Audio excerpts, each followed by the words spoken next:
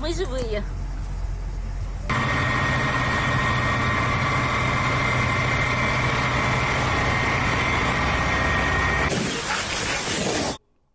Это Одесса. Спасатели ликвидируют последствия ночного налета.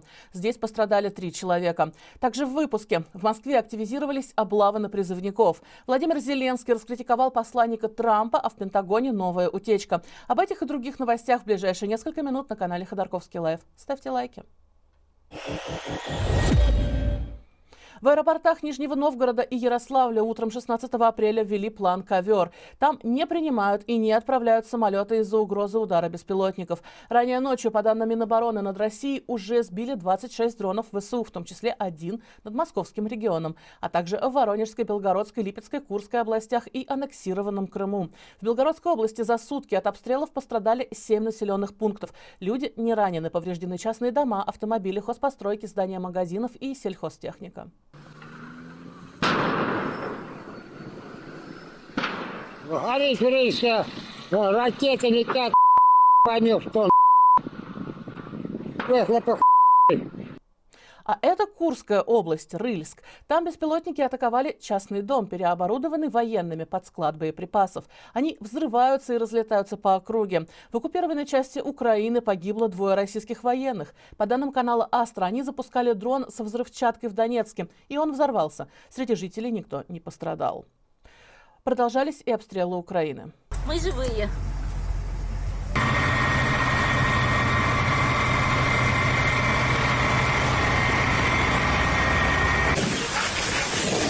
Это Одесса. Ее атаковали дронами. Пострадали 3 человека. В нескольких частях города начались пожары после падения обломков. Разрушены жилые дома. В Херсоне ночью при обстреле пострадали как минимум 11 человек. А с утра российские военные бьют по центру города авиационными бомбами. Людей призвали срочно пройти в укрытие. Также беспилотниками атаковали Днепропетровскую область. Разрушены несколько частных домов, повреждены автомобили.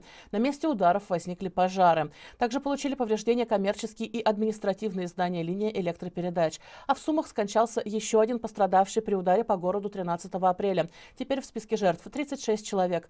Пострадавших 125, в том числе 18 детей. Накануне Владимир Зеленский уволил главу Сумской военной администрации Владимира Артюха. Сообщалось, что он организовал в центре Сум награждение военных, что могло стать поводом для удара. До половины боеприпасов, которые Россия использует в войне с Украиной, произведены в КНДР. Такие огромные объемы вооружения, а также северокорейские солдаты дали России критическое преимущество на поле боя. Таковы результаты расследования, проведенного агентством Рейтер совместно с британским проектом Open Source Center. Журналисты пришли к выводу, что с сентября 2023 года по март этого года Северная Корея поставила в Россию от 4 до 6 миллионов боеприпасов. При этом собственные российские заводы только в 2024 году произвели около 2,3 миллионов снарядов.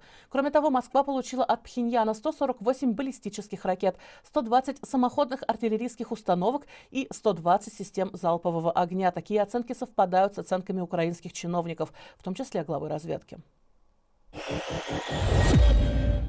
Президент Украины Владимир Зеленский раскритиковал заявление спецпосланника Трампа Стива Уиткофа о 5 территориях в возможном мирном соглашении с Россией. Для нас это красные линии – признавать любые временно оккупированные территории не украинскими, а российскими. Соответствующие представители, о ком вы сказали, обсуждают вопрос вне своей компетенции.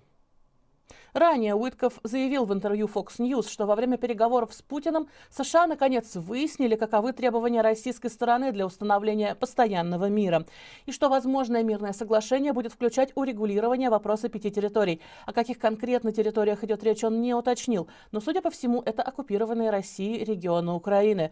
О требовании сохранить за Москвой аннексированные украинские территории Путин говорил и до этого, а сам Уитков, по информации Рейтер, убеждал Дональда Трампа, что самый быстрый способ добиться перемирия в Украине – это предоставить России контроль над 4 аннексированными в 2022 году территориями. Кроме того, Владимир Зеленский заявил о том, что в Анкаре проходят встречи представителей Украины, Франции, Великобритании и Турции по безопасности в Черном море. По его словам, таких встреч коалиции желающих было уже несколько. Нынешняя техническая, и таких до конца недели будет еще несколько. Цитата: «После всех этих контактов, когда команды будут готовы, они покажут, что они наработали». Конец цитаты. Ранее канал CNN Turk анонсировал, что 15-16 апреля в Анкаре пройдет встреча представителей делегаций Украины и России по вопросам безопасности в Черном море. Однако позже эта информация не подтвердилась. В Москве продолжаются облавы на призывников. Их ловят прямо в метро и на улицах. С некоторыми после этого нет связи. Документы об освобождении от призыва не помогают. Как сообщает канал «Осторожно, новости», известно о 5 задержаниях, как минимум 3 из них незаконны. У молодых людей хронические заболевания, которые не позволяют им служить в армии. У одного из парней гипертоническая болезнь, у другого атопический дерматит, у третьего хронический простатит с камнями. В движении сознательных отказчиков рассказали, что только за 14 апреля получили 3 сообщения о незаконном задержании. В «Идите лесом» сообщили, что в армию попытались отправить молодого человека с категории Б3 и подтвержденной близорукостью. Причем призвать мужчин пытаются фактически одним днем, ссылаясь на решение прошлых призывных кампаний. В России действительно недавно приняли такой закон, но вступит в силу он только осенью. На этом фоне власти стали сокращать, а не повышать выплаты участникам так называемой СВО. В Ямало-Ненецком автономном округе с 15 апреля при заключении контракта мужчины будут получать аж на 40% меньше – 1 900 000 рублей вместо 3 100 000. Это объясняется якобы миграцией желающих из других регионов. Люди начали ездить на Ямал за деньгами, и комиссариаты перестали справляться с наплывом желающих. Правда, ранее выплаты успели сократить также в Самарской области с 3 600 000 до 2 100 000. Сразу 5 домов и 3 хозпостройки сгорели в ярославском селе Шелдомеш. Причина большого пожара – нарушение пожарной безопасности. В МЧС рассказали, что местная жительница сжигала мусор на придомовой территории. Из-за сильного ветра огонь перешел на сухую растительность и соседние участки. Теперь сотрудники ведомства проводят проверку. По результатам примут процессуальное решение. Возможно, возбуждение уголовного дела. В Уфе женщина подожгла автомобиль своего бывшего соседа и напала на его жену.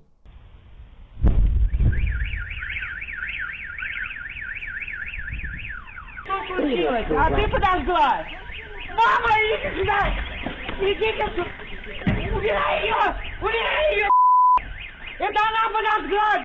Как пишет связанный с силовиками канал ШОТ, в 2022 году соседка-поджигательница выступала свидетельницей на ее бракоразводном процессе. Там она полностью приняла сторону мужа. Позже злоумышленница переехала, но затаила злобу и на соседку, и на ее мужа. Она стала постоянно караулить их, чтобы отомстить. В прошлом году она уже нападала на бывшую соседку с ножом, после этого находится под следствием. На этот раз в момент нападения преступницу помогли скрутить очевидцы, а прибывшие после сотрудники полиции задержали ее. В Бурятии растет площадь лесных пожаров. По оперативным данным Республиканского агентства лесного хозяйства, утром 16 апреля она превысила уже 4500 гектаров. Причем только за последние сутки она выросла больше, чем в 2 раза. Накануне леса горели на площади в 2000 гектаров. Для понимания, площадь города Суздаль – 1500 гектаров. Со стихией сражаются 299 человек и 53 единицы техники. Тушить очаги мешает ветер. Спасатели призывают местных жителей соблюдать правила безопасности и не разжигать костры. Журналисты Антонина Фаворская, Артем Кригер, Константин Габов и Сергей Карелин получили по 5,5 лет колонии. Нагатинский районный суд Москвы посчитал их виновными в сотрудничестве с Фондом борьбы с коррупцией, который власти объявили экстремистской организацией. Но фактически их посадили за то, что они делали свою работу, занимались независимой журналистикой в путинской России. Заседание проходило в закрытом режиме. Желающих пустили лишь на оглашение приговора.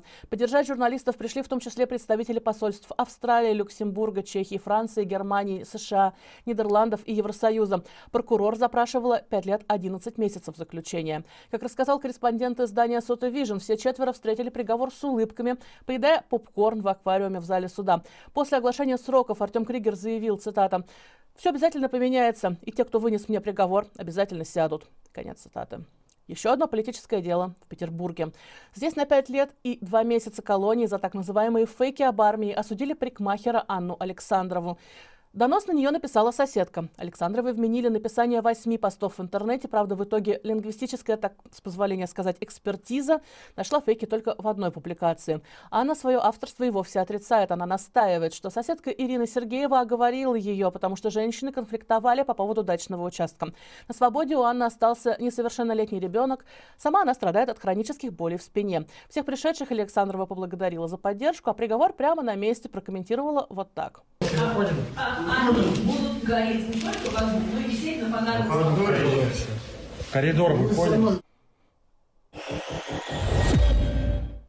Новый скандал с утечкой данных в США. Одного из советников министра обороны США Дэна Колдуэлла отстранили от работы в Пентагоне из-за утечки информации из ведомства.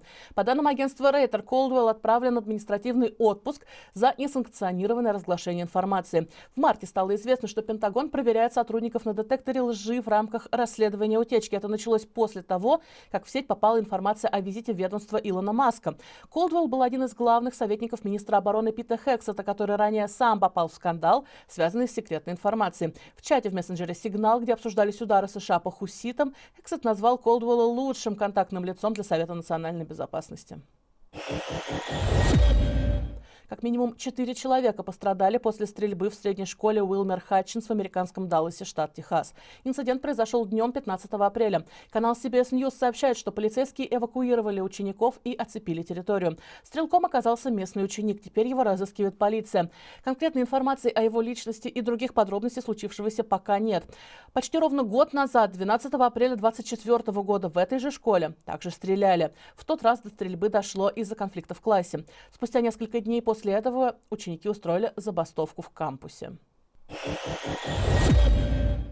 Рэпер Паша Техник, который 5 апреля умер в Таиланде, донатил на войну с Украиной. Об этом сообщают Z-патриота со ссылкой на военных. Провластный телеграм-канал Мэш пишет, что только за прошлый год Паша лично пожертвовал 106-й Тульской дивизии ВДВ и 1182-му артполку порядка 700 тысяч рублей. Кроме того, в его личных вещах родные якобы нашли грамоту с благодарностями от военных. Другой Z-паблик «Подлет» разместил, как утверждается, не вышедший трек Техника про войну. Друзья и бывшая жена рэпера эту информацию пока не комментировали. Друзья, это все новости, о которых я хотела вам рассказать. Ставьте лайк этому выпуску, подписывайтесь на наш канал, смотрите другие наши видео и обязательно ставьте лайки им тоже. Так вы помогаете нам распространять наш контент. Всего вам хорошего, берегите себя и увидимся.